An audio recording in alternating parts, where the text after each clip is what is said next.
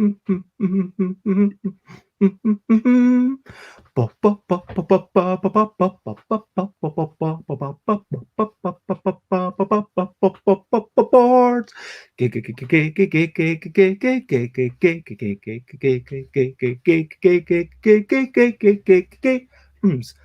games, board games, it's what we're talking about.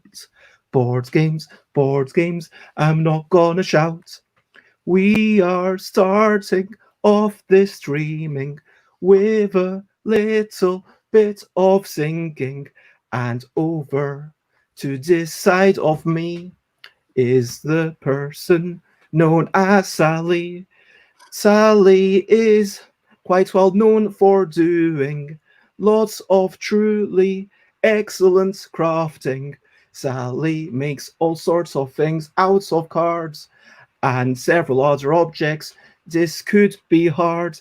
It's something I don't personally know how to do, but even if explained, and it has been explained that's true, there is still a bit of skill and nuance within this thing Sally does. And I'm sure maybe this activity gives Sally some sort of buzz and joy and, all those positive things. Excellent. Today, we are talking about your business and how you can maybe have some more confidence and how you can be confident in what you say or do. We are going to ponder this with you. Board games and confidence in business is what we're talking about. Board games and confidence in business. I'm not going to shout. Hey, good morning, everyone. And hello, Sate. It is lovely to see you as always. And Alex, lovely to see you. And it is bedtime in New Zealand, and I am Bez, and so it is Bezzy Bedtime Board Game Bladder, because we are going to be talking about, I know lots of these shows, including this one, have ramifications no matter what you're doing. Frankly, if you're making a business about, because coming up today, we are talking about confidence and business. And, this could be applicable no matter your business. Would you not agree? I completely agree. And let's be honest, I mean, you're like you're not a board game designer or a board game reviewer, but you do make things out of board games. Yes, I do. And so it's like kind of we've already gone to the periphery, and then we've gone to the periphery a little bit more. And so this is just yet another board game show. And to start it off in atypical fashion, brilliant things. What's a little thing which is brilliant? Confidence. We're going to be on topic. I mean, what's up with that? We are already on topic. Mind blown. Boom. You did not expect that. No. It's like 192 episodes going completely tangential, and this episode on topic. Were you expecting that? No, I'm very honoured. So confidence. Why is it a brilliant thing? I think that confidence is a brilliant thing because it allows you to get stuff done. I mean, if you're lacking confidence, it can be paralyzing. If you're lacking in confidence, you might be like, oh my gosh, is this thing even worth sharing with the world? And if you're lacking in confidence, it can be crippling. But having that confidence, we'll get into overconfidence and all that, malarkey a little bit later. Let's just focus on why confidence is brilliant. Why do you think confidence is brilliant, Sally? I think nothing would ever get done if you weren't confident, to be honest. And it makes people happy when you feel confident and you feel centered. And I like that. We're all shocked, believe me. And hello, Alan. Lovely to see you as well. And I think confidence is very important because it makes people feel more positive when you feel like you know what you're doing, which is great. Yeah, having that feeling of I know what I'm doing. And it's almost like confidence leads to comfort and leads to satisfaction and comfort with your lots in life. It's like, what I'm doing is okay. I don't need to change everything about my life. I'm doing okay. And having that smidgen of confidence to say, yeah, you are okay. You are enough. Yeah.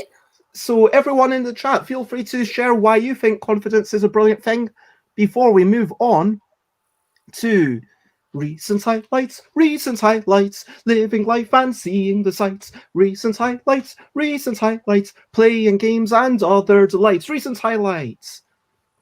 So the comments, if you believe in yourself, then anything is possible. Well, maybe.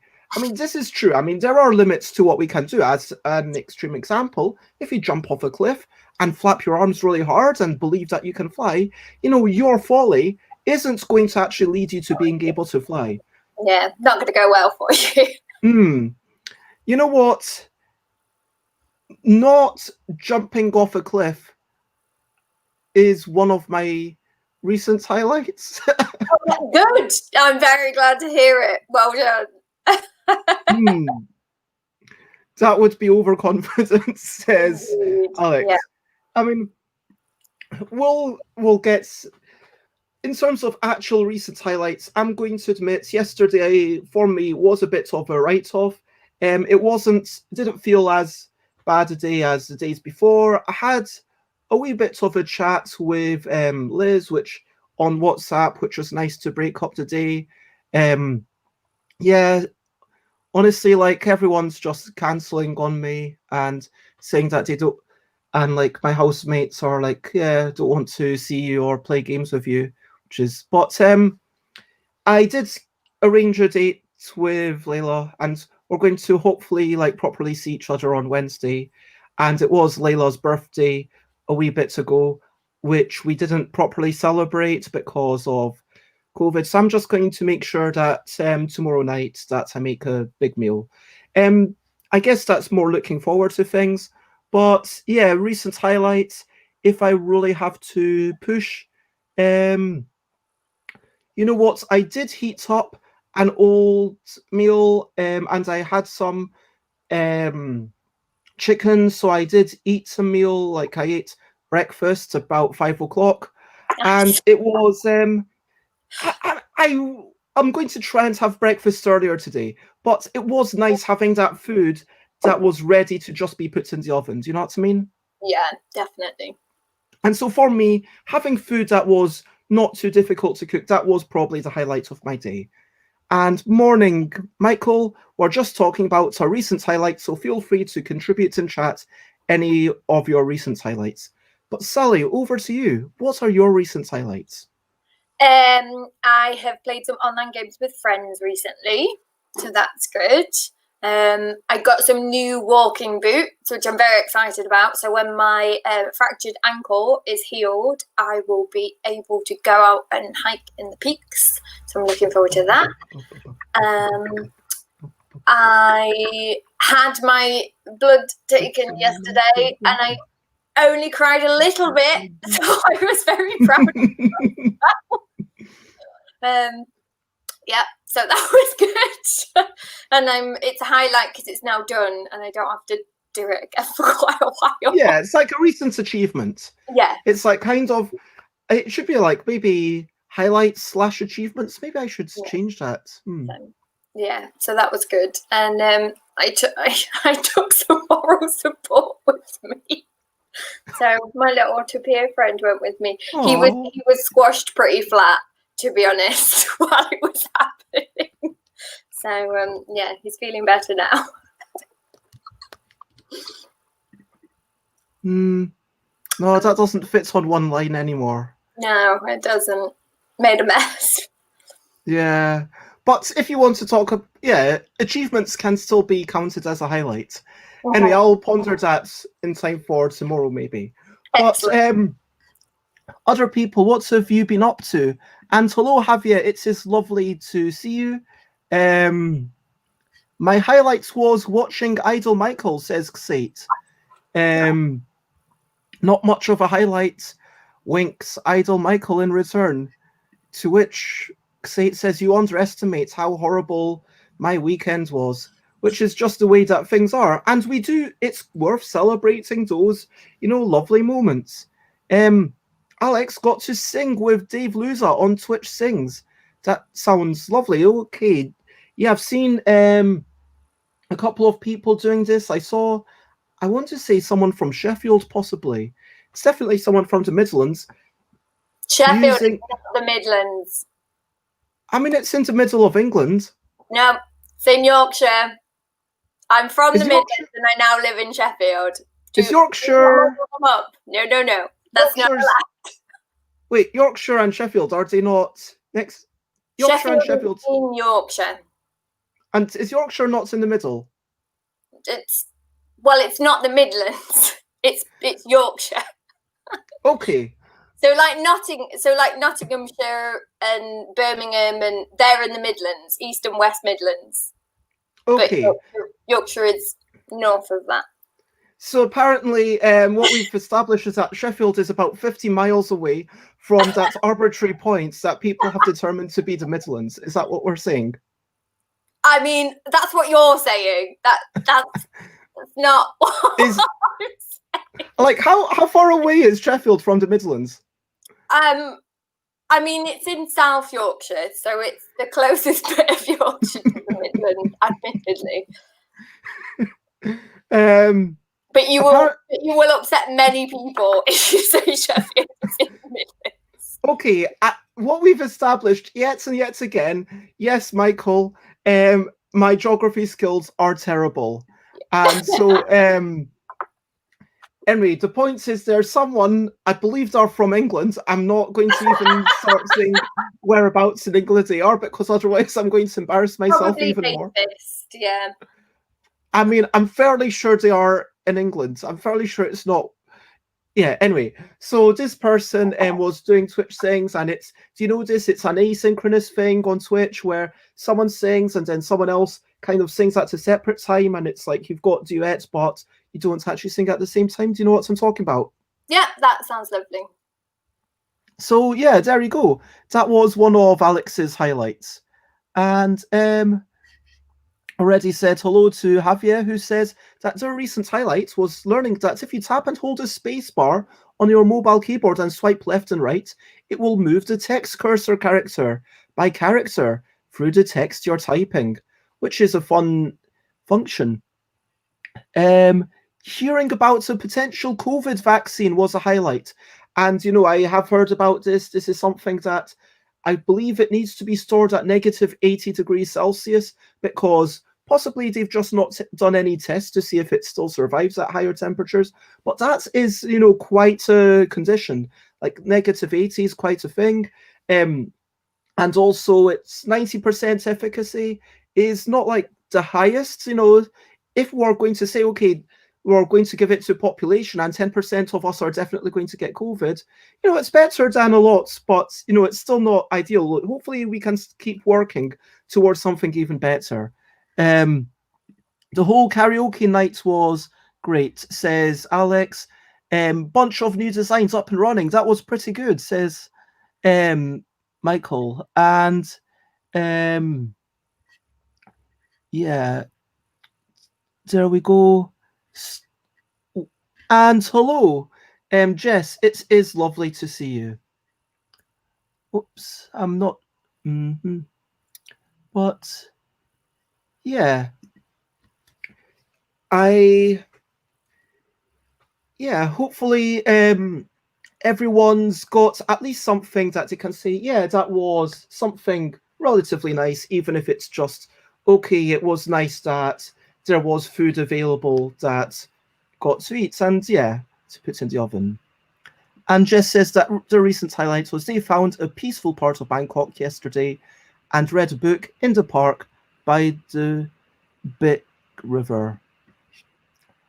So lots of love to everyone and special to Xate. And let's move on to the questionably quick questions. Yay. So it's time.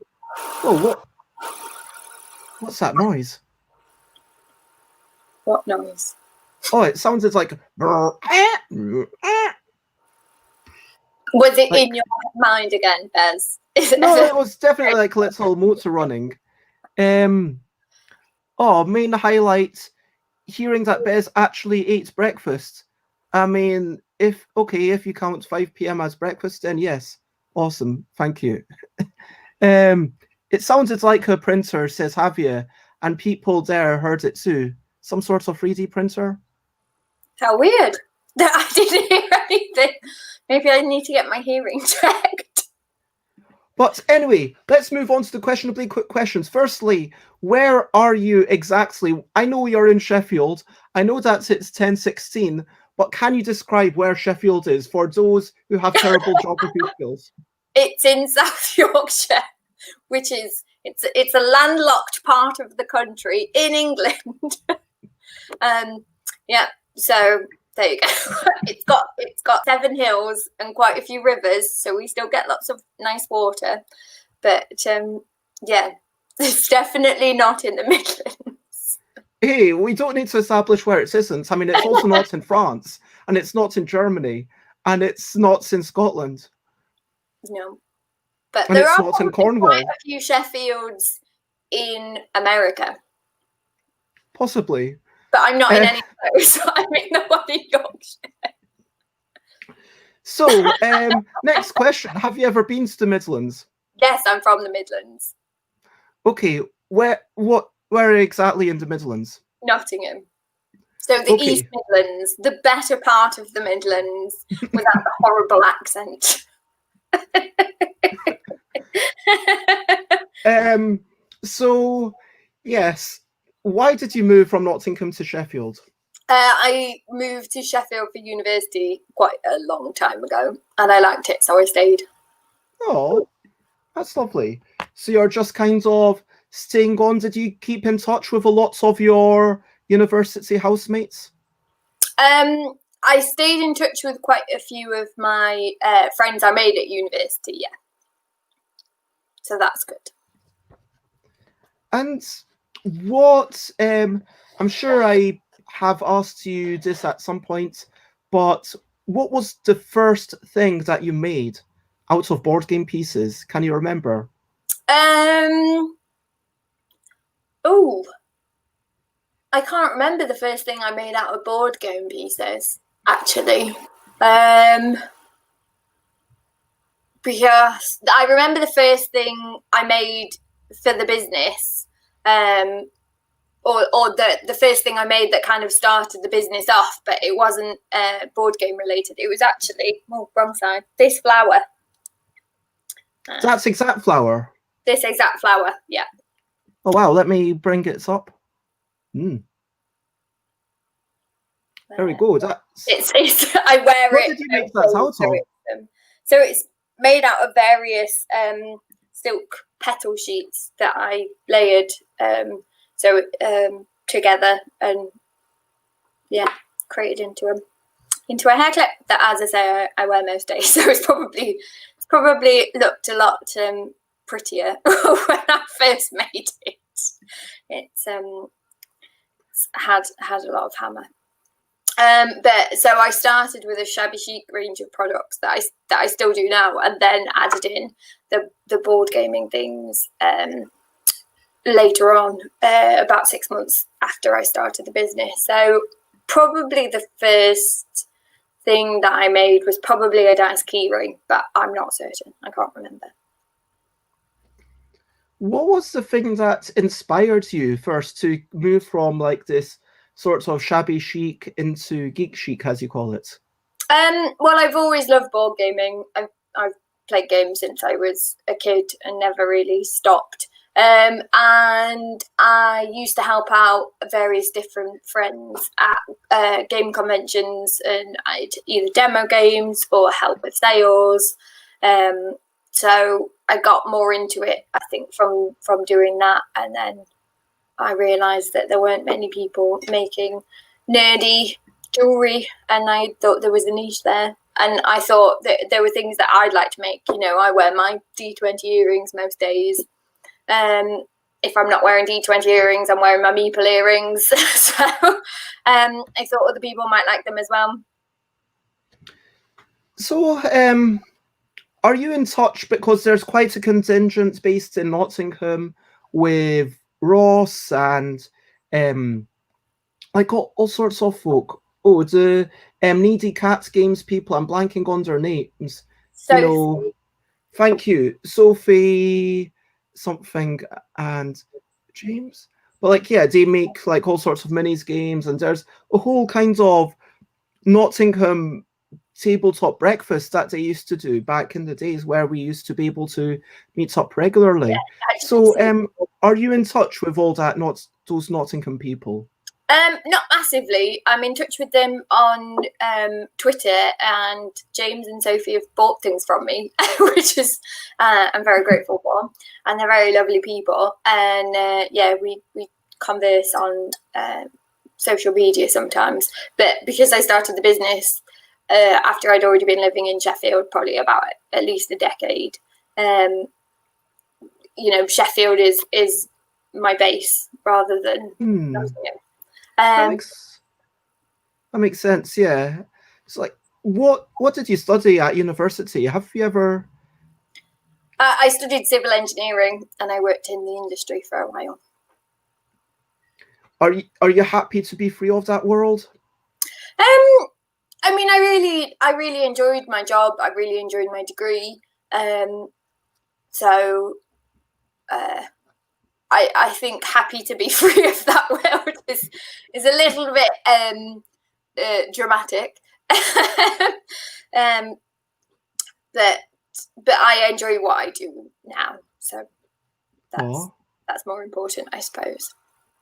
I mean, presumably you enjoy it more than what you were doing previously. I think it's so different. It's very difficult to directly compare, to be honest. I mean, just running a business is so different from working for a big multinational company, even though the sort of subject matter that, you know, the things that I make are very different.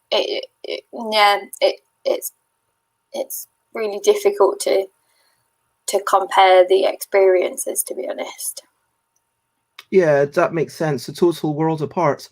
Now, from chat, Jess asks, did you study Yorkshire life? Like, if you had... Unofficially, yes. I got very involved with Yorkshire life, and you know, count myself as an adoptive Yorkshire lass, to be honest now. Yeah. And Alex asks, if you could offer a course in uncivil engineering, what would the first lecture be about? I think swear words would definitely be the most uncivil thing I would like to start with. They get mentioned a lot on building sites. Yeah. So I think that would be a good place to start. Jess has a clarification asking, did you get drunk a lot and did you ever wear a flat cap? I mean, I was a student, so yes, I definitely got drunk a lot. And yes, I own a flat cap somewhere. And yeah, I love Henderson's relish. It's much better than the sauce. And I don't own a whippet, but you know, it's on the to-do list. Like, if you were to say, okay, these are the 3 things you must do to become a Yorkshire person. Oh, love Sean Bean, definitely. Love Henderson's relish and wear flat caps, probably. Okay. And Sates asks, what board game would you most like to eat? Well, it's not a board. The first thing that springs to mind is actually the edible dice and meeple that Honey Bag Games makes, because they are delicious and so many amazing flavors. So that's a bit of a cheat because they are actually edible. I would highly recommend them. They are amazing. But other than that, I don't know. I suppose probably the smallest board game I could find. The very, very thin, papery things. Yeah, because unless it's an actual edible thing, that makes sense. Maybe one of those ones that's the size of a stick of gum. Yeah. Like, or you know what? Win, lose, banana. That's only 3 cards. I could probably manage that. I think that, do you think if you had to eat this, like if you were allowed to shred the cards and mix it in some sort of food, what would you be mixing these cards in if you had to eat it? For example, let's say it was a crazy day where someone said, okay, do this, I'll give you, I mean, how much money would it take you to do that? Would you do it for 100 quid? I mean, as a child, I did all sorts of things like grass and paper and various other things. So I don't really see eating a few pieces of card as a big deal. That might be very. Would you do it just kind of if I just presented 3 cards to you and like at a convention? Let's say we actually went to a convention before I leave for Thailand. I mean, fingers crossed that can actually happen. Would you actually eat win, lose, banana? Would you actually eat win, lose, banana just for the sake of it? I mean, no, probably not, because what would be the point? I mean, what if I presented it as like a charity event? Like, hey, at 3 p.m., Sally Jones is going to eat a game. Win, lose, banana. If people would then pay to see me eat it and the money went to a good cause, then yes, I would, because I think charity is important. Okay, and how would you eat it? Would you kind of grate it over some spaghetti? I'd probably just tear it up into little pieces and eat it, and maybe have a cup of tea to wash it down. Or probably a big gin and tonic, actually. Okay, I like that. Alex wants to hear about the strangest requests that you've had for gamery things. I mean, I don't think any of the requests that I've had have been particularly strange. I'd say some of the more unusual things that I've made are things like D20 lip ring, which was pretty cool. I mean, it was a mini D20, not a full size D20. But that was quite cool. And it looked really good. Thank you. I've just seen in the comments that Katie would back me to and follow Katie. I would need to. So is this what we're saying? Like, basically, if Aircon or UK Games Expo happens, we will do it as a joint venture. And maybe both of us should do it. Both of us should eat like some small number of cards and as like some sort of event. Yeah, we can share win, lose, banana. No, I mean 3 cards. You don't want to just do 1.5 cards each. It has to be a full game each, I think. Okay, but I think we would then have to we'd have to get at least a minimum amount raised before people would have to reach a certain target before. Yeah, we can work out the logistics. We're not going to do it just for nothing. I mean, and also, conventions are busy times, and it's also like taking time out of everything else we're doing. Let's be honest. But yes, definitely no sleeves. Come on, for goodness sake. I would not be eating the plastic. I mean, paper and glue, okay. The glue isn't so healthy, but okay, if it's only 3 cards, that's one thing. But have you seen the comment? This is not what was meant, apparently, by Easy Board Game. Yeah, I think Sate was meaning like what kind of board game would you like an edible version of? I think that's what they were basically asking. Yeah. Well, that's too late. We are where we are now. And yeah, for those who don't know, Win, Lose, Banana is an actual game. It's by Asmadi Games, I believe, the same people who made We Didn't Play Test This at All. I can't remember who designed it, but it's literally just 3 cards. One says win, one says lose, one says banana.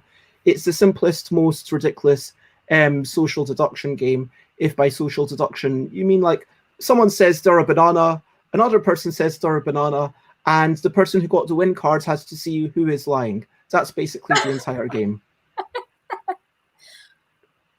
So, let's finish up all the questionably quick questions with the question that was actually intended.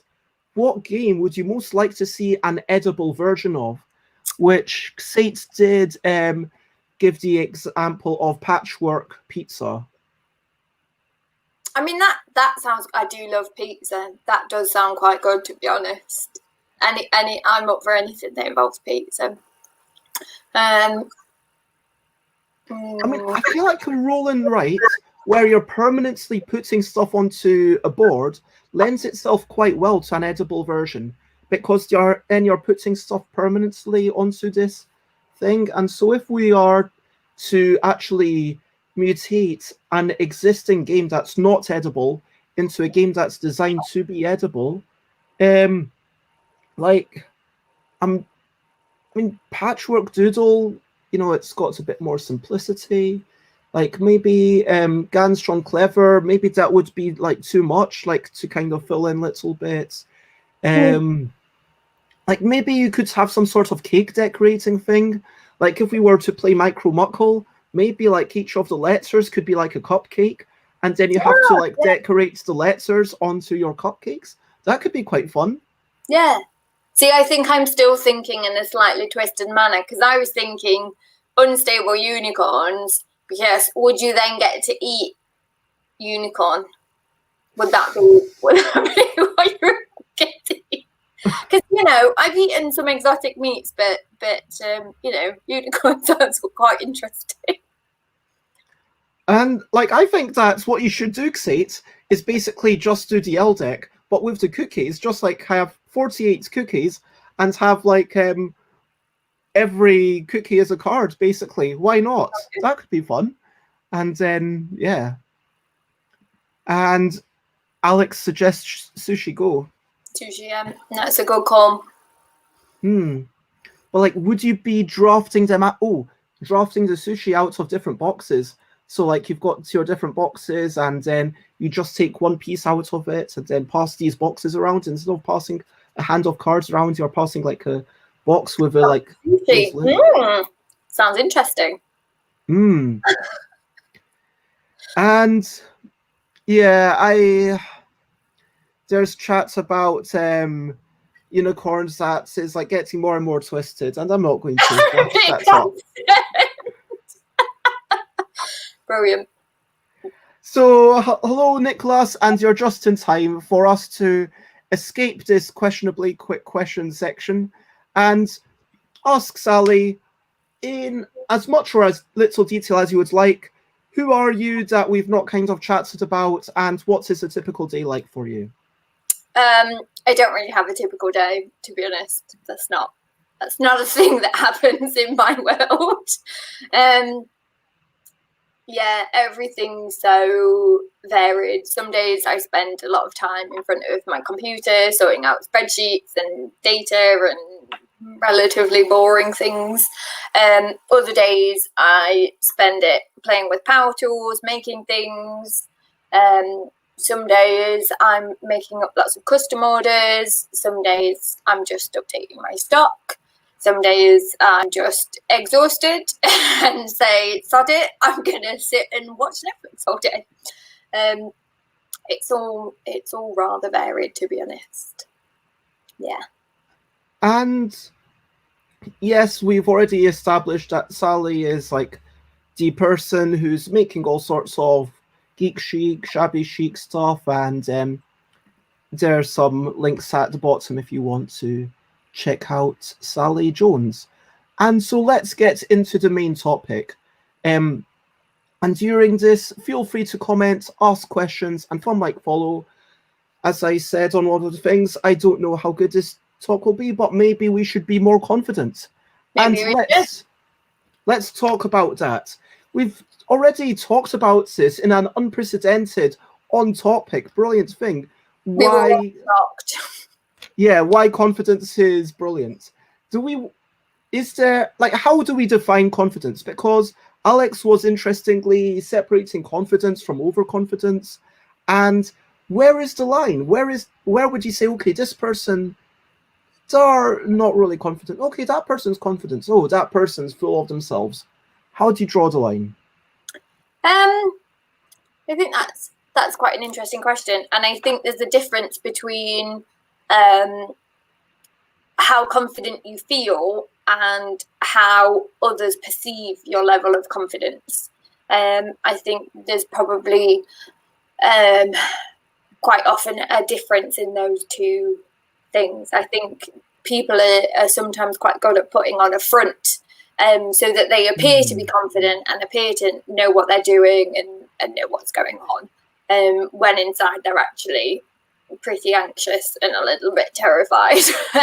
And just sort of fake it till you make it, I suppose.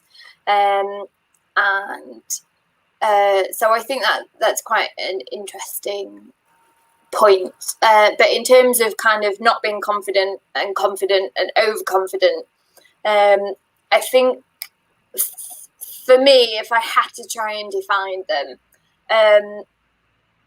underconfident is someone who doesn't know what they're doing and kind of knows that they don't know what they're doing.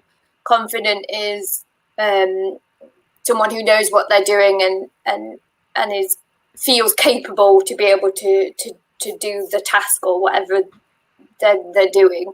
And overconfident is they feel capable to do what they're in the middle of doing, but maybe without any kind of reasoning to back that up, feeling capable when they're actually not, I suppose. I mean, you bring up some really interesting points about the perception of others versus the reality. And that is obviously a completely different thing. That's, I think, hopefully we'll be able to touch upon. Like, how can you appear confident? But it's interesting that you considered someone who is kind of unskilled, but also doesn't feel like they know what they're doing, underconfident. Whereas maybe, like, I feel like they would almost be the correct level of confidence, because it's, I don't know, there's this kind of, maybe confidence to me is the match between your abilities and your self-image of your abilities. Maybe it's like about the image that you have of yourself. And if I believe, okay, you know what, I am not, I'm a bad runner, you know, like, I'm not saying that I'm a terrible one. Like, I'm just saying that in terms of, like, you know, if I'm like, okay, you know what, I'm not going to be the fastest person or whatever. Like, basically, if my analysis of my abilities matches the reality, then maybe that is confidence. I don't know, but like lack of confidence. Maybe you can only be truly confident in something that you already have some ability in, because if I were to say, okay, I am terrible at, I'm trying to think of something I'm terrible at now. Okay, I am terrible at touching. I'm bad at touching. I'm terrible at putting my legs behind my head. Okay, it's something that I just cannot currently do, and I know that's something that lots of people cannot do. But you know, that doesn't deny the fact that I'm not good at it. Okay, I'm bad at geography apparently, so I'm not good at the geography of England, and so my level of confidence is appropriate for what I'm doing there. But maybe it ties into the, are you willing to do it anyway? And yeah, I suppose so. And I think it maybe comes down to how much you care about the outcome, or how much you kind of care about how you're perceived as well, because there's lots of things I'm crap at. You know, like I cannot hold a tune for toffee. I just can't. I just, you know, I can play lots of instruments, but I can't sing in tune. I'm terrible. But I don't care. You know, I mean, I would love to be able to sing beautifully and do it all the time, but I know that I can't sing, and I just sort of sing around my flat and while I'm doing the washing up or whatever, or, you know, while I'm driving in the car, and I'm not fussed. You know, it's something that I enjoy doing, so you know, I know that I'm not good at it, so who cares? Like.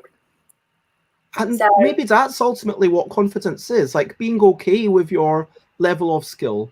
Like, because like Jess says, yeah, sure, I'm not great at keeping my room in order.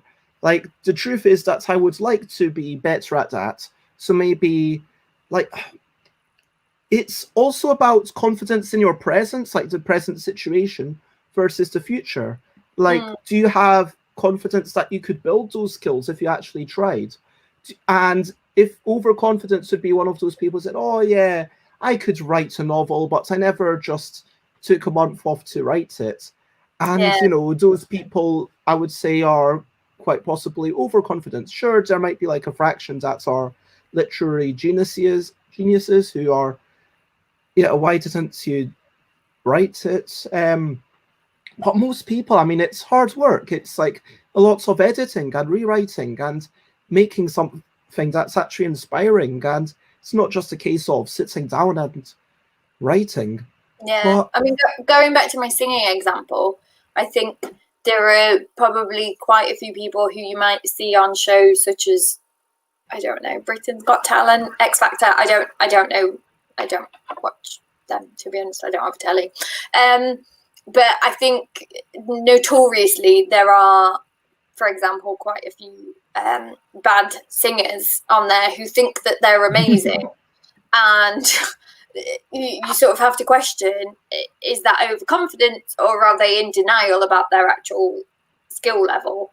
And, you know, is it that they just won't listen to feedback, or do people in their lives sort of tell them that they're brilliant, and so they believe that feedback when, you know, it's all complicated, really. And you have to have enough faith in yourself to kind of be willing to do these things. And even if you are, and yeah, Alex is talking about Stoic philosophy, being satisfied that some things you can change and some things you cannot change. For example, being okay with not doing everything.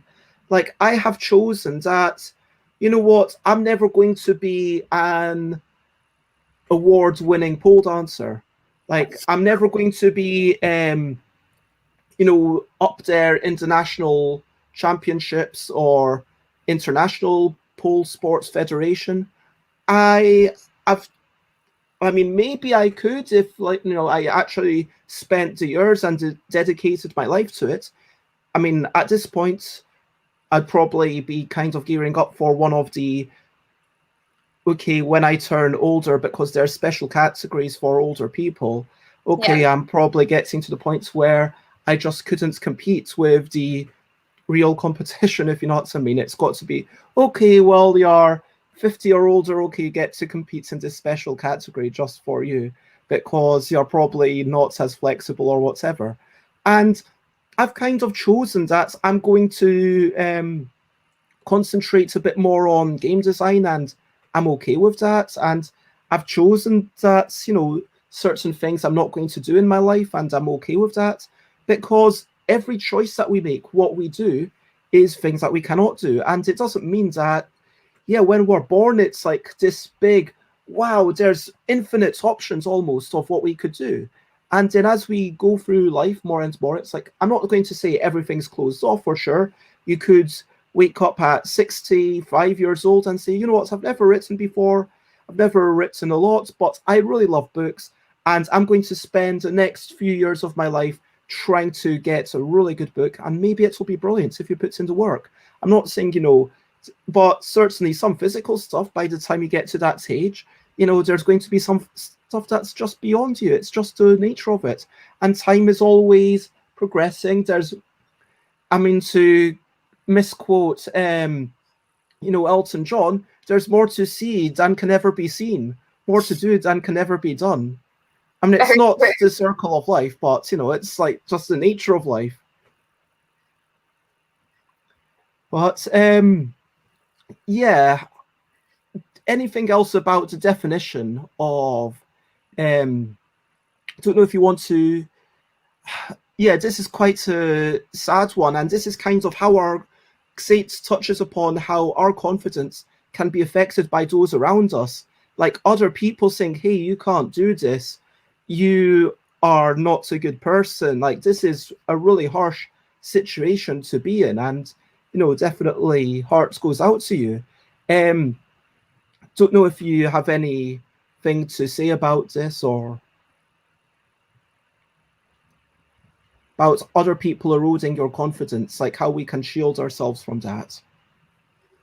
I think it's quite a hard thing to do, especially if there's someone in a trusted position in your life who keeps eroding that confidence. Then I think it's difficult to find that kind of that self-worth when it's constantly being torn down. But I think in those situations you have to try and look elsewhere and find people who will help you build that back up, and find people who are supportive and work through that and realize that you can do things. And I mentioned it's about finding balance. No, we're not. We can't all do everything. We aren't Superman. But everyone's good at some things. Whatever those things are, they'll be different for everyone. Everyone's good at some things, and everyone's bad at some things, and that's okay. And I think coming to terms with that and accepting that about ourselves is a big part of kind of recognizing that and kind of finding confidence within yourself too. Because I think part of it is about accepting yourself for who you are, Yeah. And it's for sure, ideally, we would all, we do all have to find some strength within ourselves. And, if you're a person of faith and you use religion to kind of give as some sort of support network, great. And like some sort of strength that doesn't rely on the humans around you, let's say. Because, lots of people are brilliant, but lots of people are rubbish. And lots of people do actually try to tear other people down, which is a horrible thing. Yeah. And so when you're kind of trying to shield yourself from that, I think that you do have to do some sort of self-affirmation to say, yes, I am good at X, I'm good at Y. And even if like yesterday I feel like the past 3 days, frankly, I've gotten nothing done, where it's like, what, at least I ate something that was relatively healthy. I didn't just eat junk food, if you know what I mean. Yeah. I did eat some sort of plants each day. I did plants are good. Yeah, I ate I continued doing these things. There's been some things that I've tried to do some socializing, not just within this, which is brilliant, but kind of reminding yourself of what you've actually achieved, even on those days that you think, hey, I've done nothing. See, like, okay, the same way that we struggle to find, okay, this is something that was a highlight and it's all relative. Just you did something, you achieved something, and you managed to do something.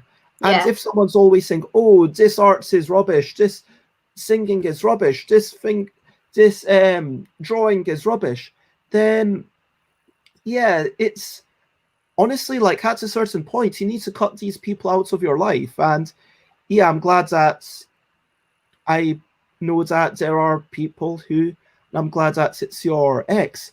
But and yeah, like how Alex and Sate and chats are kind of affirming each other to say, hey, you've done so much. And Michael says that therapies helped him massively, came to realize that bad thoughts are like a gas, they fill up whatever space you give it. So focus on a positive, even a small one, and then it manages to take room. And Michael says, if you can celebrate even a smallest thing, celebrate it because it's a win.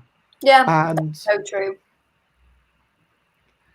I think having like some sorts of diary or some sorts of private thing that you say, okay, this is what I managed to do, or maybe if you've got a smartphone or some sort of camera, digital camera that you can use, maybe taking photos of, okay, this is something that I saw that I might, like trying to record some of the things that you did, just to say, yeah, that was actually good. I had that, there was a difficult conversation that I had with someone in my life and I negotiated that well. I did this thing. And I guess it's not just confidence in one aspect of ourselves, but we going from confidence in that in our general selves to confidence in our specific selves, because yes, we can work on our beliefs. And Idle Michael says, if someone steps to you and says something you've done is terrible, forget it. At least you've done something, and that thing brings you happiness. So keep kicking ass. And you know, That's there's like there. I will say that, like, you know, once you're putting things out into the general world, and especially once you start charging money for it, or once it's like, okay, this is my board game, and saying, okay, this is comparable to all the other things, I think it's fair for people to say, hey, this game has this shortcoming, this translation was done badly in this way. And but you need to kind of separate that kind of, well, this is the people reviewing it, and maybe even watch those, maybe even embrace those, because that's a learning opportunity, that's a growth opportunity compared to those people. The thing is, there's a difference between constructive criticism of how you can make things better and just being critical and, as mentioned, just tearing people down. They're very separate things. You know, because even people who are brilliant at things, you know, there's always more to learn. There's always constructive feedback that can be given, I think. So that can be helpful, and that can help us learn and grow and become more confident in what we're doing. But someone who just says, oh, that's crap, that's rubbish, that's, you know, a lot of negatives without any reason, without any other than to be negative, other than to tear someone else down to make themselves feel better, that's, you know, that can be ignored. Definitely. Wow. Like, again, I hope you're like, say it mentions like the ex who like made them feel absolutely horrible out to YouTube, drove 5 hours over to tell Sate that they should be embarrassed, that Sate should be embarrassed and should take it down. Like that, yeah, that's yeah, I think that, as Jess and Alex are saying, it does come from a place of personal you know, negativity, and like, this is like bullying, plain and simple. I think a lot of the time it's because they're not confident in themselves. They don't have that within themselves, so they lash out at others to make themselves feel better by tearing other people down, because they don't have the confidence to go, oh well, I'm doing this, you know, they don't feel happy and confident within themselves. So I think that's a negative way of dealing with lack of confidence. That's a really toxic way of dealing with it, rather than, you know, trying to learn things and trying to reflect on on what you can do and try and get better at things that you want to be better at, tearing other people down is not a good thing. Like, I think that, as you say, this is truly toxic, and it reminds me of that whole pickup artist style behavior where they talk about negging people and bringing someone down, so that then, because if someone's got too much confidence, then they won't go out with you, so you kind of say something mean about them. And so story time. When I first came to London, I came here because I was taking care of my nibbling, my sibling's child. And so I wasn't working in Glasgow. I came down here and then I was helping babysit and found London on board, found Playtest UK, and it was lovely. And then I was ready to go up, and then my other sibling said, "Hey, stay here, I'll help you find work." I got this morning job at a flower shop, and I found another job. Both of these two jobs ended up badly. I mean, frankly, there's not many jobs that I'm like, yeah, I would still like to be employed by them, because there's a. But anyway, so particularly this one person in the library had an advert. They wanted basically a typist to basically just. They said, okay, I've got RSI on my hands. I can't really type. I want someone to use the computer for me, and I am writing a book, but I'm going to speak it out loud. I want you to listen to this and then type it up, and I want you to do this, and I'll be paying you this much per hour. It was like marginally above minimum wage. It was like, if the minimum wage was like £7.50, it was something like £8 an hour. Anyway, so the point is that I was doing this, and then the book that they were writing was a book of dating tips for men to use, but this is someone who'd never had a girlfriend. And I kind of wonder, and then like, because they were asking me to do stuff like on the computer for them, I learned a little bit about their personal life and how they communicate with people and stuff. And it was like really horrible, like how they buy into this, hey, everyone, we're going to go into this thing and help each other find. It feels incredibly predatory. And yeah, I believed, like, I put up some boundaries at a certain point which were not even part of it, and then those were basically ignored, so I stopped working for that person. That's basically what it was. Like, completely unrelated to any of their other, like, misogyny or anything. They were expecting me to essentially be on call for some reason for like basically minimum wage. I mean, what the what the bacon. So yeah. And Alex said, yeah, one of those red pill people for sure. And there's like this whole toxic, misogynistic kind of spectrum of people, and some people even do this in board gaming. And I don't want to name names publicly, but basically there is like one company that like I'm just very dubious of. That's because some people who are quite high up in that company did, when I was starting off within a bind, basically tell me that it was a rubbish game, but then later in the evening said, oh, but you know what, we could probably make this into a good game for you. And the fact that that game, 1.5 cards have been changed, and it has gone on to sell over 200,000. Sorry, I'm not meant to say, but I'm not going to say the exact number, but it's, I've just basically said it. But I'm quite happy, like, and that was them basically just tearing me down in order to be able to get a better deal with me, or yeah, that's what I strongly believe. And I heard a similar story from someone else, and yeah, so, and Michael's surprised that it was just one company. Yeah, more than one sale. Yeah. So Yeah, it's yeah, you need to cut out some of these people.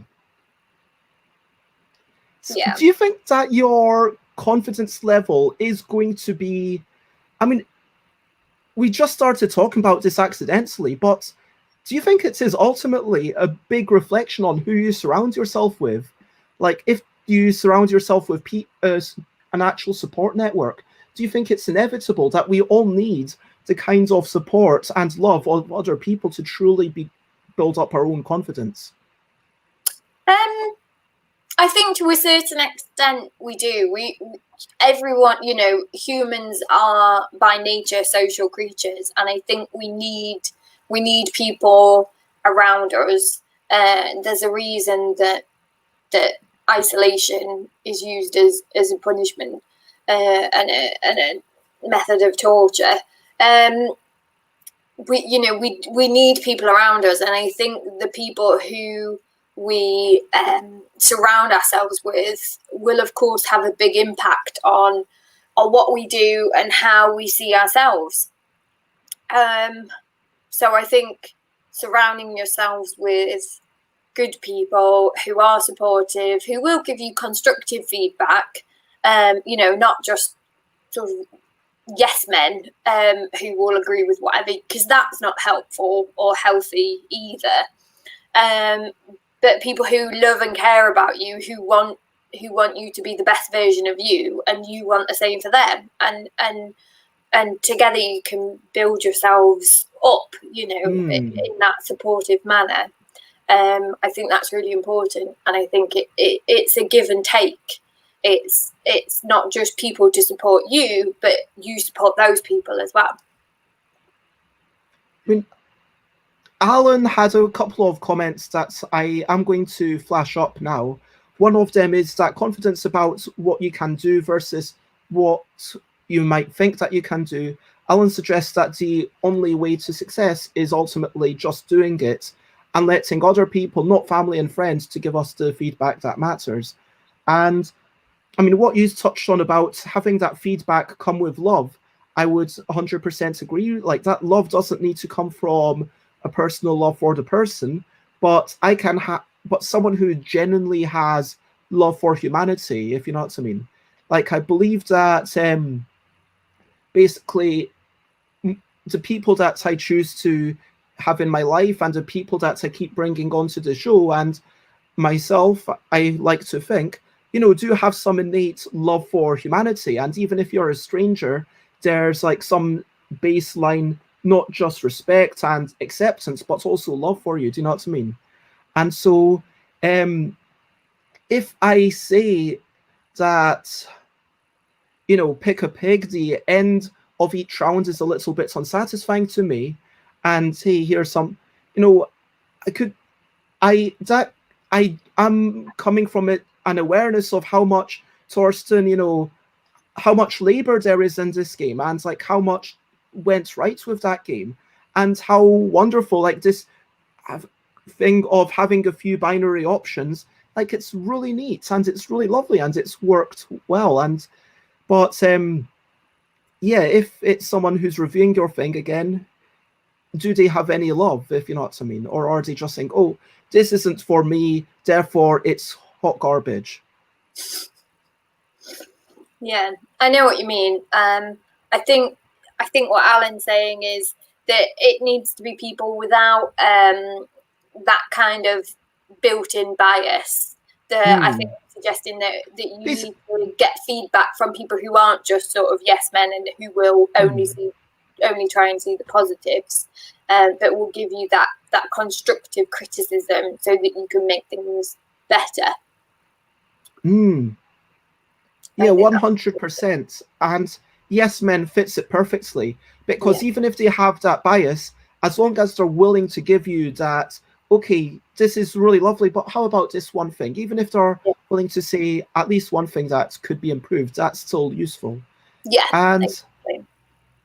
Alan talks about confidence in like yourself versus, is it just about marketing? Is it how people perceive you? Because Many of us would love others to say how great we are and offer us lots of money to do the things we can and or want to do. Sadly, this rarely happens, so we need to make an effort in certain areas, marketing, etc. Those hard decisions are how we go about doing that, I guess. And this is a reference to my banner, which I'm just going to keep up here. And those hard decisions, would you agree with Alan that confidence is basically just being willing to market yourself and saying, hey, I have actually made a good thing? To a certain extent, I think that that's true, but I think that doesn't apply to everything. You know, like I said with my singing, you know I can't sing. That's okay. That's something I've accepted about myself. So I don't feel unconfident when I'm singing because I don't expect any kind of results from it. Whereas obviously in a business sense, if I was making something that I knew was bad, that's obviously very different. That wouldn't be like a business model if I was making products. I mean, it's all tied to. I mean, we did say that the topic is going to be confidence and business, of course. And like Alex asks, like, how do you think that your business success is tied to your confidence? And I would say for sure, like the fact that In a Bind, the precursor to Yogi, the fact that that funded on Kickstarter is due to the confidence in terms of, yeah, being willing to market it, as Alan kind of said. Like, I think that's what Alan was getting at, kind of saying like, yeah, I have faith that this is a good enough game that I'm willing to at least tell my friends about it. And up until that point, being like, oh, I don't want to, okay, I've mentioned it's like, okay, once every couple of weeks, I don't want to do more than that. That feels too spammy. And then my friends were like, no, okay, there's 2 days to go. What you want to do is you want to message everyone, just message everyone and tell them about this thing that you're doing. And so I went through my friends list and was like, okay, if there's someone that I know well enough that I could actually sort of ask them a favor, it's like, hey, if you are able to support me, putting in £1 would be amazing. If you think it's a game for you, then great, buy a copy. If you don't think it's a game for you, whatever, then don't buy it. But like, if you think that one of your friends might want it, then please let anyone know. I believe that this is a good game. I believe that lots of people are going to have fun with it. And it's that confidence in my own game that's allowed me to then say, hey, I am able to do this. And frankly, without confidence, I mean, there's definitely been some days where I'm like, what on earth am I doing? And having that confidence to say, okay, I'm going to do this thing quickly and it's going to be good enough. I mean, without that baseline level of confidence, it's like, are you good enough to even be doing this thing? Because without that baseline level of confidence, no, I wouldn't have done any of this. I wouldn't have succeeded with that Kickstarter. I wouldn't have been sharing it with people. I wouldn't have been sending it to reviewers. And so you do need some level of ego and some level of confidence to even say, you know what, I'm going to take this risk because it is a risk. Even if you're not needing to make money off your thing to start off, even if like the marketing budget for your first Kickstarter is like about 20 quid, which it pretty much was, like that, like even if you're still risking a lot of time and energy and effort, like there's still a lot at stake. And if you want to actually have a proper go of it, you know, you do have to put a lot of time and energy into it. So yeah, I think that you need to have that base level of confidence to even get started. Yeah. How would you think your business success is tied to your confidence? I mean, I don't make any products that I don't personally love. So whether that's candles, I don't sell candles that I don't like the smell of. Even though other people I'm sure would love them, I really dislike things like lavender and rose. It's not for me. Don't like them, so I won't sell them. And same with the geek chic side. I don't make anything that I wouldn't wear or have in my house, because I think if you're selling a product, especially if it's something that you've made, you have to love it. You have to believe in it. You have to have the confidence that it is a good product. So that definitely ties in for me. But I think there's more to it than just having confidence in your product. I think you have to be confident enough in yourself that you have the skills to run the business, or at least recognize the areas that you're weaker in, and potentially get help with that. I mean, so potentially having an accountant or someone help you with web design or whatever. I think a lot of it is recognizing the skills that you do have and really highlighting those, but also recognizing the ones that you don't have, and not being afraid to get assistance with them, so that you can have the best possible business going. I think as well for me, there's a confidence issue with kind of sort of the face-to-face aspect as well of talking to customers when I see them at fairs or at game conventions. I think, especially with my business where I make everything that I sell, you need to put some of your personality out there, especially at conventions, because there are so many awesome stalls with brilliant products on. I think you need to draw people in and kind of have a personality where you can interact with people, and not necessarily, and I don't mean this in terms of like a hard sell. That's definitely not me, not what I do. But just having the confidence to talk to people when they're coming past, asking if they've got any good games they recommend, or being interested in people, I think is important.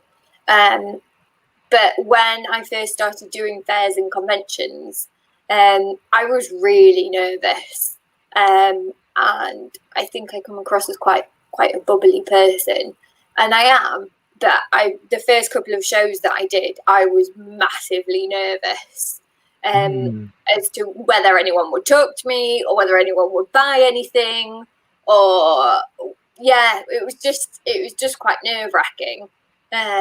Like when I did my first podcast or when I did my first Twitch stream, having those, because it's something that I wasn't used to, having those nerves, I think, is normal.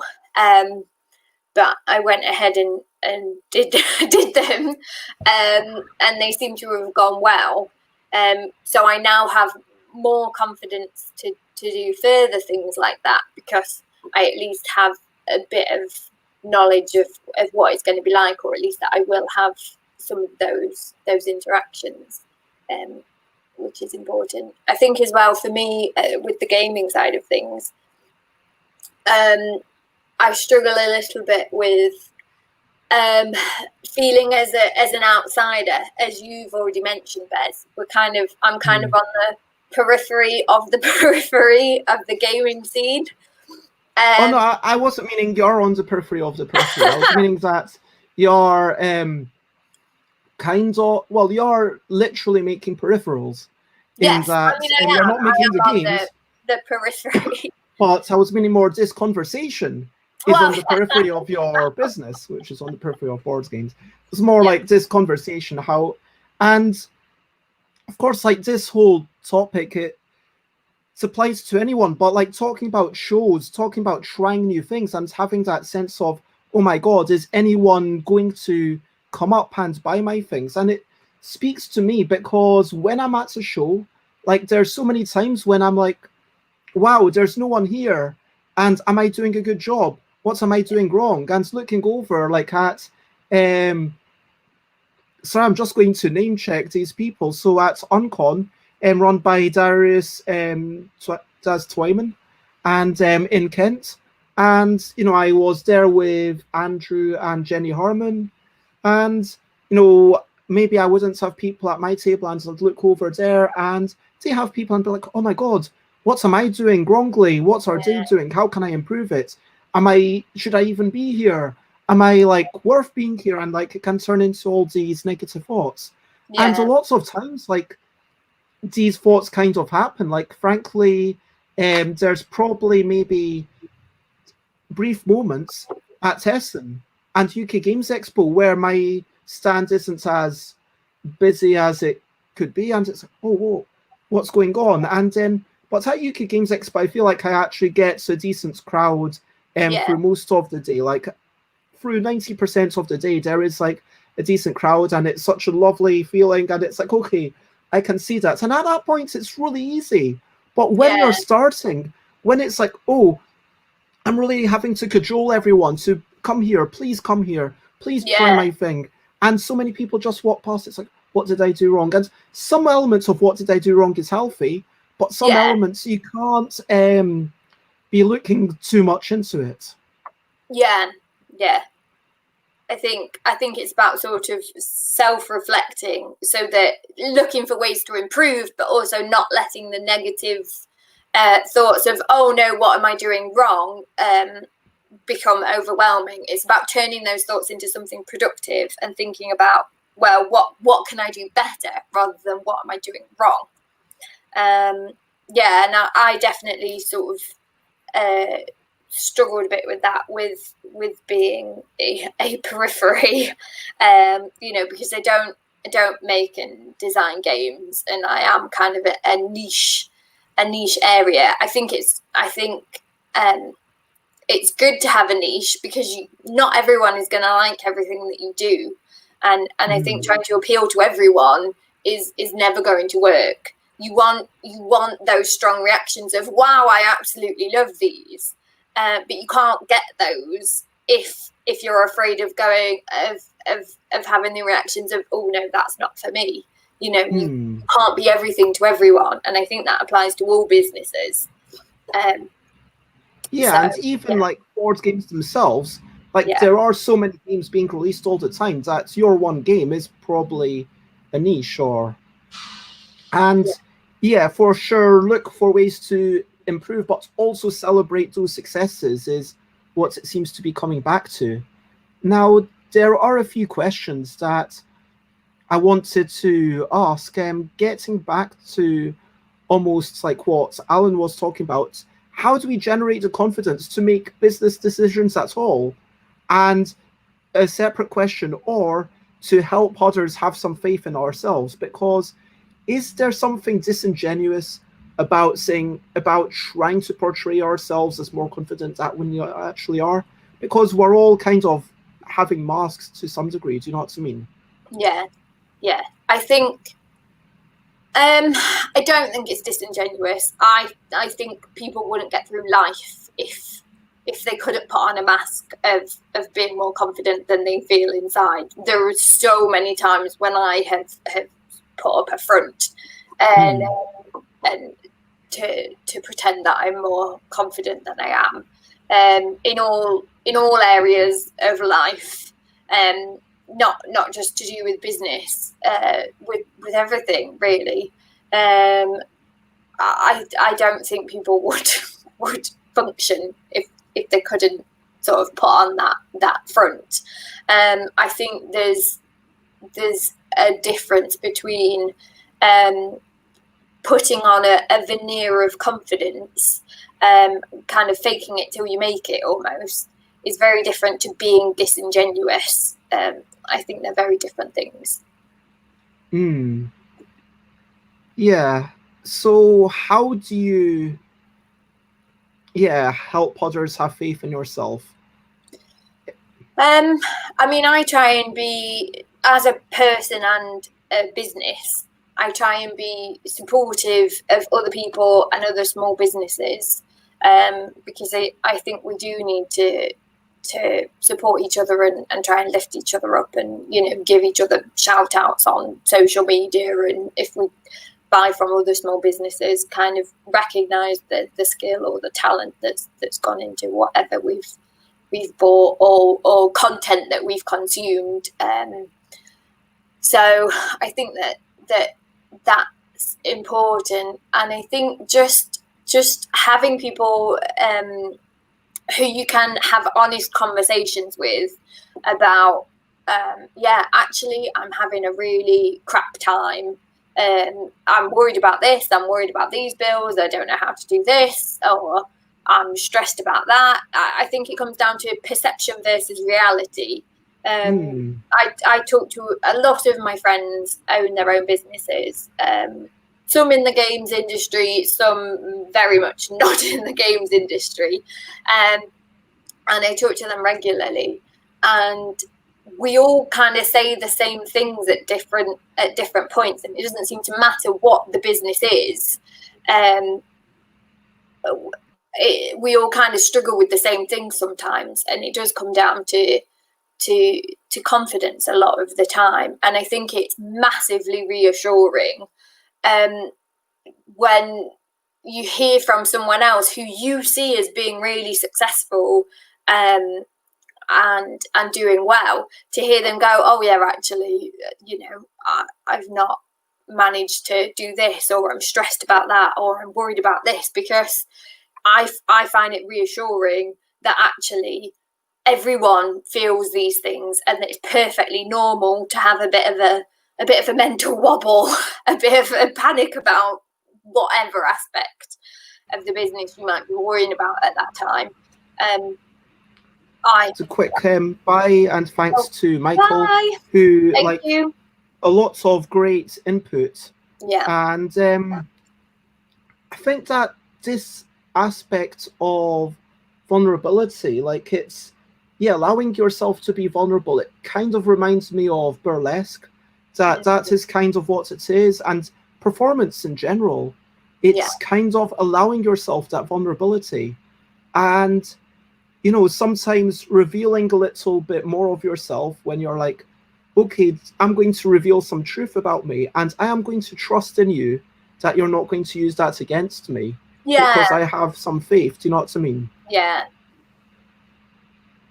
I think that's very true, and I think it's helpful for everyone who I talk to, that we all kind of share that, and we bonded together, that we all have these small indie businesses, and I think that's important. And we quite often talk about perception versus reality, especially on things like social media. I wouldn't post, oh God, I'm really stressed about my dice order hasn't come in, or And why not? I mean, isn't that a story that people can relate to? Like if we say, hey, I've been trying to do a bunch of writing and sending stuff to people, but I've got this mental block, and that's the way it's been for the past 4 or 5 days. That's since Friday, frankly, I've just had this big mental block. I mean, isn't that a story that people might be interested in and might relate to? I mean, quite possibly, yeah. But I think there are definitely some things that you want to share with others who will be understanding and who you trust, and there's a difference between what you want to share with the world as the public face of your company, and I think that there can be too much shared on social media, in terms of I suppose personal info. I'm quite cautious, I suppose, in terms of personal data that's out there. And So, I do like, think would people you would, like if to I tell said, me oh your no, I'm mother's stressed. Sorry. maiden name? Say Is that what again. you like? So you wouldn't want to share your mother's maiden name? Sorry. Well, yeah, I mean, obviously, but some things are private. Some, people who are interested in my dice earrings don't necessarily need to know about my private life. I just because I'm a business owner doesn't mean that I don't have a right to my own things, and I don't feel the need to post about them because that's none of their business, to be honest. Yeah, that makes lots of sense. And things like, oh well, I'm stressed because my dice shipment hasn't come in or whatever. Yeah, they are related to the business, and I think people would be supportive about that kind of thing. And maybe I should try and be a bit more open about when things aren't going well. But I do think that there still needs to be some kind of line. There needs to be some kind of distinction between my personal life and my business. And I think as a small business owner, because my business is my life, it's quite, sometimes those lines do get a bit blurred. But I also think I think people don't want to read about negative things all the time. Like Sure. I'm probably stressed about one thing at least every day. I don't need to be posting, oh God, today I'm stressed about this. Today I'm stressed about this. Like that's not what I want my public face, what I want the image of my business to be. I don't think that's appropriate from a business perspective. Or from a personal perspective either, to be honest. I think everyone's got stuff to deal with, and I think there's different levels of sharing, and there's different people and stages and places where that's appropriate to share, to be honest. No, that's a really good point, and for sure there's a lot that we could unpick about this, about the privacy, about the kind of how it affects the business, and about how it affects the mood of people who are coming in. Like, it's good to try and share more positive things, and I know Rodney Smith is very good at that. But getting back to the confidence a wee bit, like, if someone just had crippling anxiety, almost like writer's block, where they're like, okay, I need to do this, but I'm just struggling to even do that first thing. Like, let's say someone wants to do some Twitch stream, but they are like, oh, I'm worried that it's going to be bad, or someone wants to make a game and they're like, oh, I don't feel like I'm a game designer, I don't want to even start. Would you say anything to those people who have that sort of performance anxiety? I mean, I was definitely one of those people with the Twitch stream. I was like, I don't want to be doing this. I know that this is a good thing and I should be doing this, and I want to engage with people on a different platform, but I really don't want to be doing this. I nearly cancelled my first Twitch stream. I was really stressed about it, really panicked about it, very anxious about it, and yeah, as I say, I very nearly cancelled. But what helped me was kind of reaching out to a few trusted friends and saying, and said, I'm nervous about this. Do you mind like coming and supporting me on that? So then, even if there was no one other than those handful of people who were watching me, at least I knew I would have some support there. And that, because I was worried about talking to no one and getting no interaction and feeling like an idiot. And then I was also worried about having kind of negative reactions coming in. And neither of those things happened, which was awesome. I was massively relieved. But kind of knowing that I would have a little bit of support there and a bit of positivity there, really helped with that. So I would suggest that with whether it's game designing or doing a Twitch stream or setting up a Discord account or launching a new product line or whatever, I would say, you know, reach out to some trusted people first and try and get some support kind of built in place. And then that should hopefully give you the confidence of, even if it doesn't go as well as you hope, at least you've got some support there. And hopefully that will kind of like nudge you over that first line. Because I found that once I'd done a Twitch stream, I found doing my second one a lot easier, because I knew what to expect, and I knew that I'd had some interaction before, so that I was hopeful that I'd have some again. I think the fear of the unknown was also quite a big thing for me. Like, I'm always much more confident going to conventions that I've already been to before, because I know silly things like I know where the toilet is, I know how to get there. That's a big deal. Set up, you know, I know where I'm going. I know how close the hotel is or whatever. I know where to go for breakfast in the morning. You know, things like that. I feel a lot more confident if I've done them before. Water closet is not silly, thank you. You know, so I would say that once you've done a thing, it's generally a lot easier to be able to do it a second time or a third time once you kind of got over that initial stress, even if it's not as awesome as you hope. At least you don't have that fear of the unknown going on. And as I said, like, I felt really proud when I'd actually done the stream, and I was proud that I hadn't cancelled it. And like when I did my first convention on my, you know, not kind of supporting a friend, but with my own stall, I felt really proud once I'd done it, because it's like, actually, yeah, I can do this, and that built up my confidence. So that was awesome.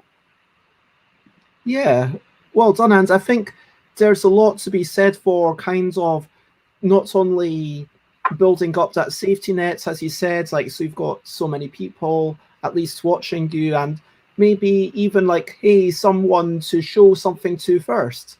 Like, if it's writing, okay, you don't need to send it to everyone, maybe just send it to one person first. And then, but also like kind of analyzing, like pondering, even like taking 20 minutes, like walk around and think, why are you scared?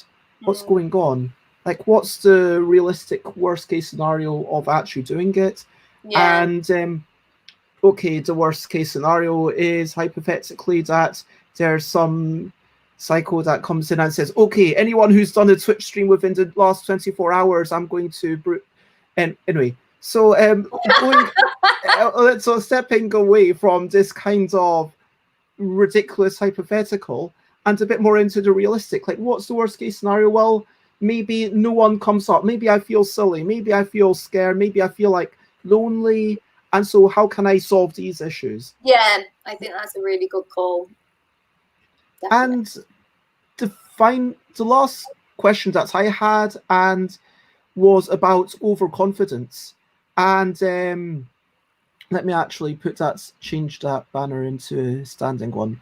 So yeah, if anyone else has any more questions before we finish, then feel free to, about confidence. But yeah, what is the issue with being overconfident? I mean, obviously, as a punter, it can be a bit overbearing and a bit annoying if someone's like, oh yeah, I've got the best game ever. It's like, no, it's not. But yeah, and I guess that, what are the issues with it? As I've said before, I think to me, overconfidence is being too confident with no substance to kind of back it up. So I think, kind of talking about games, it would be good to be confident that you have a good game, but to be saying that it's the best game ever and everyone will love it and blah blah blah. That's not realistic. So and as you said, I would, as a punter, I would find that off-putting, to be honest. So yeah, I suppose for my own, if you overpromise, people are just going to be disappointed inevitably. Yeah, exactly. And I would find that person to be what's the phrase? Irritating, I suppose, and I don't like. I think I would feel like I was being given kind of the hard sell, which I really dislike. And so I never do that as an exhibitor, as a retailer, because I think it's such a uncomfortable, unlikable thing. And yeah, I think. And Alex suggests that the Dunning-Kruger effect, which I think I almost mentioned at one point, but the further away you are from the average, the better you think you are. Yeah. Which is fine if you're going in the positive way. Less good if it's I understand that.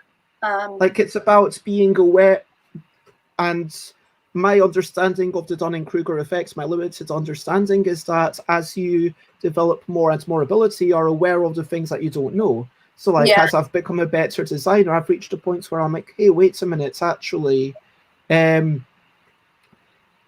but to some extent, being able to say, okay, this is a bad design that I've made myself has allowed me to say, okay, this is, going to be something that I can discard and work on something else. But to some degree, being aware of my own shortcomings, it's like, okay, it's like, I don't know, maybe, like, I'm probably about average. Like, I've done it a while, I'm good, but I'm not like Knizia or Feld or anyone, do you know what I mean? Or like, I've not made any like groundbreaking games like Bowser has. Yeah, I think it's to do with self-awareness and realistic self-awareness, and as mentioned, the talent show applications that I mentioned earlier with the singing, it's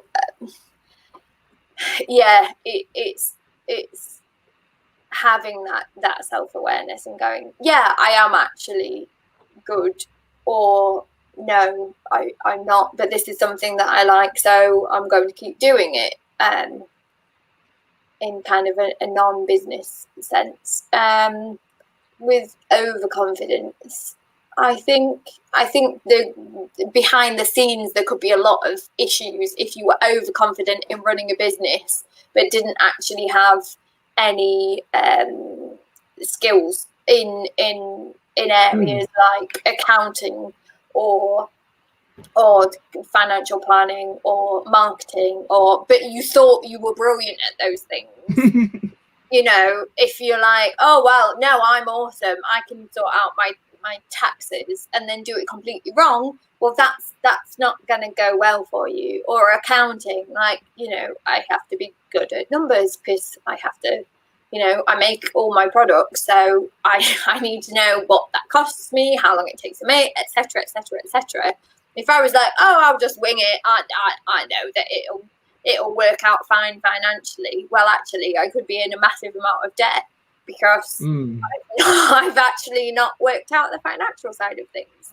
The same with marketing. If I thought I was totes amazing at marketing, and I wasn't, I could either put a load of stuff out there that actually puts people off my products, or not put anything out there because I think people will automatically know how awesome I am. Well, neither of those strategies going to work either.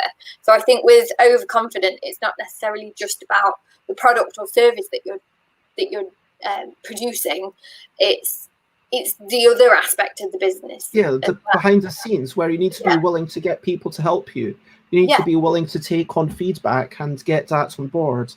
And I was speaking to Ellie Dix yesterday, and Ellie was talking about how, not everything has to be your best thing. Like these Twitch streams, I do them daily. No one's hopefully expecting to, like no one.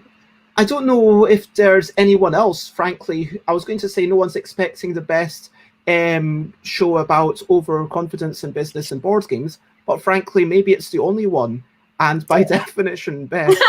And Both the so, best and the worst.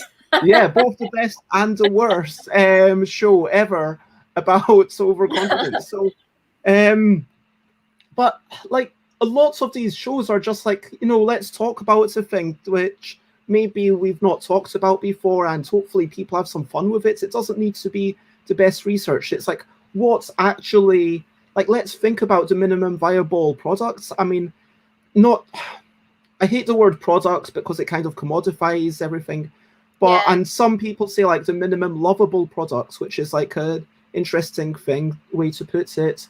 But it's like, what's the least that you can do to still have something that's worth making? Because not everything has to be amazing. And for sure, categorical, when I actually produce that, I want that to be the best version of the L deck ever. I've got lots of solid plans. It's going to like have cards that teach you how to play the game as you go along the way. And this is like through stuff that I've built along the time. And I want every future deck to be better than the decks that have come before. But like after categorical, I'm like, okay, that's how good it's going to be. I'm not going to say it's going to get any better after this, because if you keep saying I'm going to get better, like, where does it stop? At a certain point, it's like, yeah, this is good enough. This is something that I'm happy with. And maybe part of improving your skill is just being able to do it a little bit faster and doing more of it.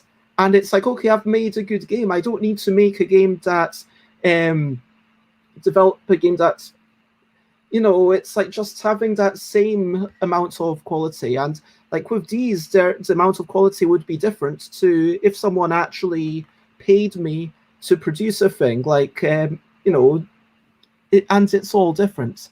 And Alan says that they want their money back. Sure, I will give you all the money that you spent, that you gave me to watch this show.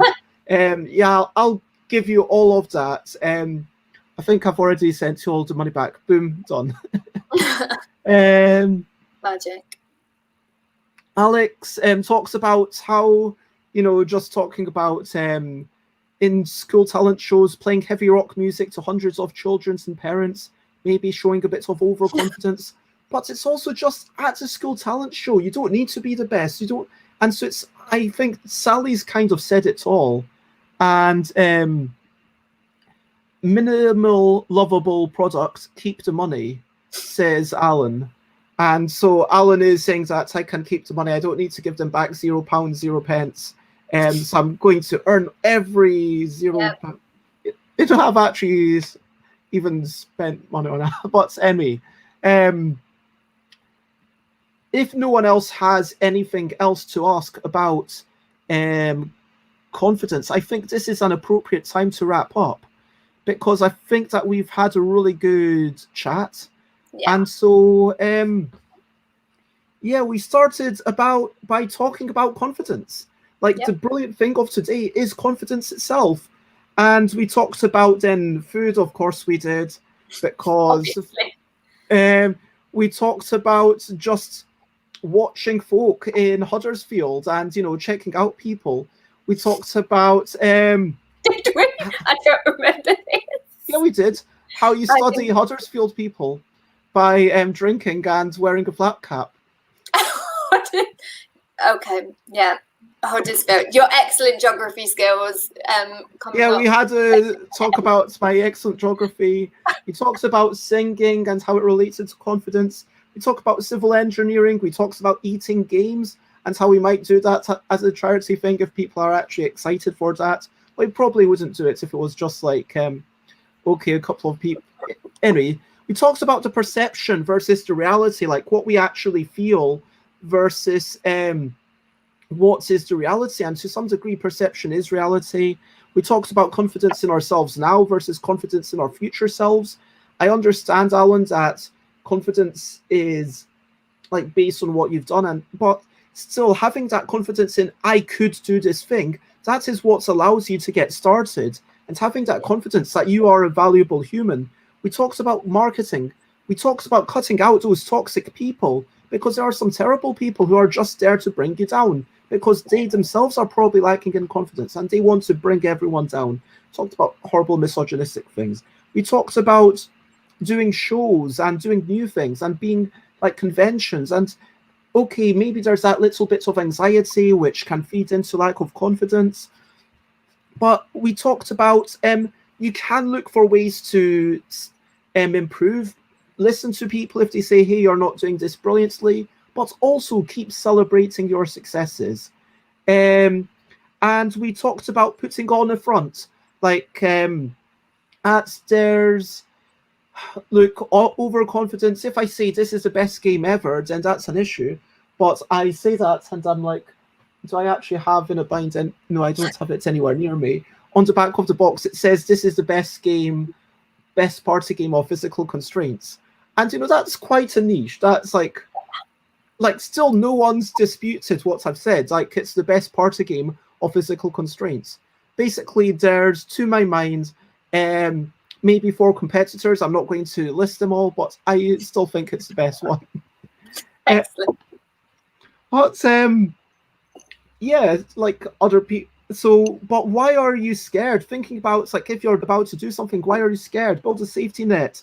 Think about the worst case scenario and at least have some small group of people ready to watch your Twitch stream. And overconfidence, you might be over-promising, you might not be realistic, you need that self-awareness, you should be getting other people to help, and you might end up doing things badly and not listening to feedback. So confidence is a good thing in appropriate measures. And I think it's all about having that self-image actually match that reality. And I think that it comes back to that definition that we said at the start.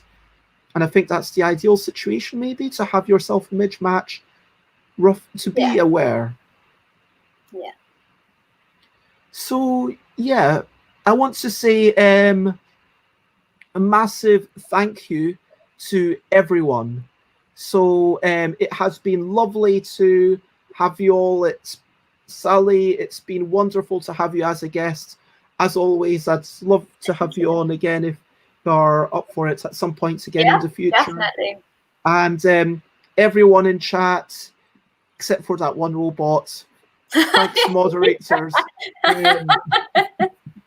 But thank you everyone who's been watching. Thank you everyone for the input. Thank you everyone for the discussion and the questions. Yeah, and it's been brilliant. Good fun. Yeah, thanks for having me on, Bez, and thanks for hosting. You've done a magnificent job as always. Oh, and if you want to check out, I need to find the links to Sally Jones. But if you want to start off telling us where to find your things. So I'm at thecraftingjones.com. On Facebook, I'm The Crafting Jones or at The Crafting Jones.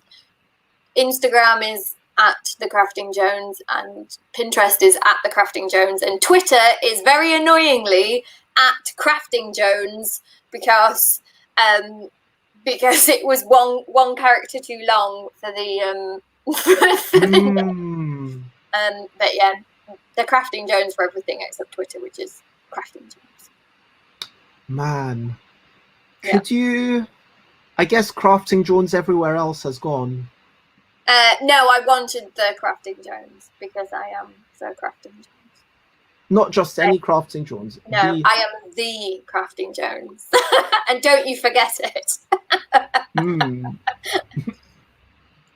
Oh, there is no Twitch link. Is that also The Crafting Jones?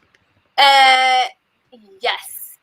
But I'm not doing a regular Twitch stream yet, so there's probably not much point looking on there at the minute.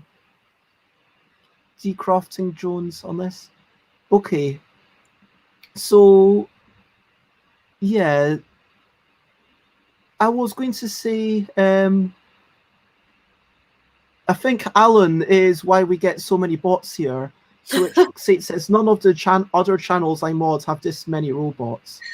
And And you aren't crafting Jones, you are a Jones that crafts. I crafting. Oh no, she's saying that she isn't crafting Joneses. She is a Jones that crafts. Okay. Yeah, I'm just singular. I'm just me. Okay. Yeah. Oh yeah. Crafting Jones. As in, it might be a person. You might be craft. Oh, imagine like your mom and dad could be. I mean, anyone who's given birth to someone who's like Jones could be crafting Jones. Yeah. Crafting Jones could be like a film. My name, if I'm honest, I quite like Sally, but I'll bear it in mind. Like if you wanted to build a lot of robots and then call all these robots drones, you would be crafting drones. Yes, I would. Anyway, so that is all the places to find the crafting drones. Not just any crafting drones, but the crafting drones. And don't you forget it. So as for me, stuffbybez.com, stuffbybez.bigcar.com to buy my stuff, twitter.com/stuffbybez, instagram.com/stuffbybez, twitch.tv/stuffbez. I stream every day at 10 a.m. UK time and 8 p.m. on Tuesdays.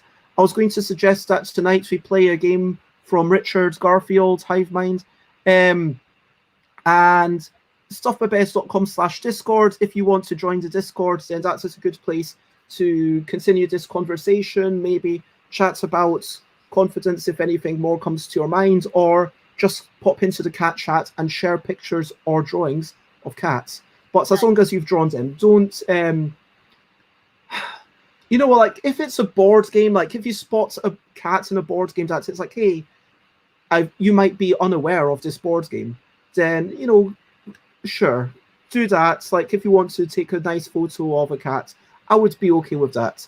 But I'd like it to be mainly photos it has to be photos you've taken or drawings that you've done. But yeah, it's all about the cat chat on the Discord. And yes, Stuff Bez and Friends Game Day will return. And now before we finish up, I want to ask, over to you, what are you up to? Share anything, only if you want to. So is there something that you're looking forward to? Hopes, ambitions, share anything exciting or trivially important or just fun. I am going to work hard to do all the things that I said I would do yesterday, but then ended up not doing. So like hopefully today I'll do a better job of it. So basically, I am going to go outside. I'm going to have a bit of a chat with someone. I'm going to walk around for a bit. Then I'm going to come back. I'm going to eat something, eat some breakfast. I'm already pretty hungry, to be honest. I'm going to do some writing. And then I'm going to do some streaming tonight at 8 p.m. That wasn't meant to be yesterday, but it happens every Tuesday. So that is my plan. What are you up to today, Sally? I'm going to pick up my car, which will be good because I had to take it in because there was a product recall on the airbags. So, yeah, definitely needed to get those fixed. So that'll be good. And then I will be working and getting some orders made and shipped out. And then this evening, I am playing some games with friends virtually. And Alex says, yes, no fake cats. Don't be just... You know what? Like, if you wanted to make a little plasticine model of a cat, I would be all over that. It's like, make a little plasticine model of a cat, take a photo of it and put it into the cat chat. But not, cats that you've just like taken other people's photos. That's not cool. That's not cool. Robot cats, yeah. If you made a robot cats, don't go on the internet trawling for pictures of robot cats and sharing them. Do your own original pictures of a robot cat. And why are cats suddenly taking over at the end of the stream? Asks Sate. Well, I do have on Twitch a suggestions box, and I've had 2 suggestions so far, and both of them have been requests for more cat content. So I've listened to the people. So nice. Meow, meow, meow. That's just the cat content for the day. And yeah, I'm kind of feeling left out because Sally's away playing games and Alex is playing games at the same time as like I'm doing my 8 p.m. stream. It's like, why are you not joining me? It's like anyway, but Yeah, I hope it goes well, Alex.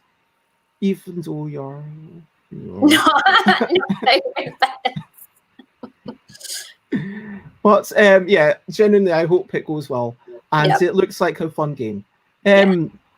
If anyone else has anything they want to say they're looking forward to, oh, I'm going to do some more streams. So like tonight is going to be like based on Richard Garfield's Hive Mind, and tomorrow we're going to be talking to Amadeus, who's a Woo! musician on Twitch, who is a brilliant pianist, and we're going to be talking about background music and how music can fit into the background and the nature of background music and the interaction of music and board games, which should be interesting. And so those are my next couple of things. If you like that, share, spread the word, and yeah, it's it is so okay, so don't need to share that. I'm going to quickly look at who we might raid, whilst you share anything that you want to more. If you've got some, oh, Michael's doing stuff or music. So do you think we should raid Michael, who's doing a test of pyramid test number 2, or yeah, there's Twinkly Tanya play. Oh, we've got Piano Man Dom, who just started. So who do you think we should raid, Sally? I think Piano playing or Michael? Definitely Michael, as voted for in the comments. Okay. So raid Idol Mikael. I wish it kind of allowed you to I don't know, I wish there was some sorts of like in Facebook or Twitch when you get the autofill and it shows you the logo, so you know that you aren't sending people to the wrong place. Do you know what I mean? Because I did that once, true story, when it was Amadeus, and I put Amadeus rather than Amadeus _ music. But never mind. Yeah, so we are going to raid Michael, and for do I have that? So yes, for oh, hello Laws, it's lovely having you. Thank you for joining us, and I hope that you are about to finish off a great day, and the only thing left to do is, as everyone knows, to sing bye bye bye bye. This is the goodbye song. Bye bye bye bye. Thank you for watching along. Bye bye bye bye. This is the end of the show. Bye bye bye bye. And now it's time to go. Bye bye bye bye. This is the goodbye song. Bye bye bye bye. Thank you for watching along. Bye bye. Bye everyone. Bye bye. This is the end of the show. Bye bye. I look forward to it. Bye bye. And now it's time to go. Bye bye, everyone. Bye.